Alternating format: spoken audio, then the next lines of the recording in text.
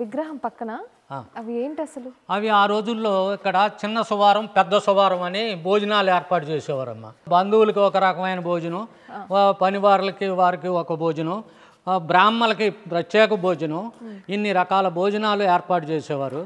ఆ భోజనాలు ఏర్పాటు చేసినప్పుడు పచ్చళ్ళు తయారు చేసి పెట్టేవాళ్ళు. ఇటువంటి దరిదాపు ఒక వెరైటీ ఆఫ్ పిక్లిస్ పచ్చళ్ళన్నీ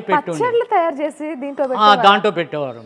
అసలు అవి జాడి కొట్టి చూడండి తెలుస్తుంది. ఎంత నమ్మశక్యంగా ఉందా ఇది? చూడండి ఎంత. ఇంకా 30-40 ఉన్నాయి అమ్మా, పక్కన ఉన్నాయి. ఇంత గణం పచ్చళ్ళు పెడుతున్నారంటే అసలు వాళ్ళ ఇంట్లో ఎంతమంది వస్తుంటారు? అంటే బ్రాహ్మణ భోజనం ఒక 50 మందికి ఉండేదమ్మా ప్రతిరోజు.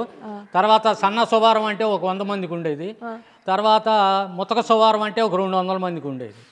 రాజు బంధువులకు ఒక రకమైన భోజనం పెట్టేవారు. మామూలుగా మాన్యువల్ లేబర్కి బయట పనిచేసే వాళ్ళకి ఒక భోజనం పెట్టేవారు. కోటలోకి వచ్చిన ప్రతి వాడు భోజనం చేసి చెయ్యి గడకుండా ఎవరు బయటకు వెళ్ళటానికి వీల్లేదు. అలా ఏర్పాటు చేసేవారు. దానికి అంతా కూడా ఆర్గనైజేషన్ అంతా కూడా రాణిగారు చూసుకునేవారు.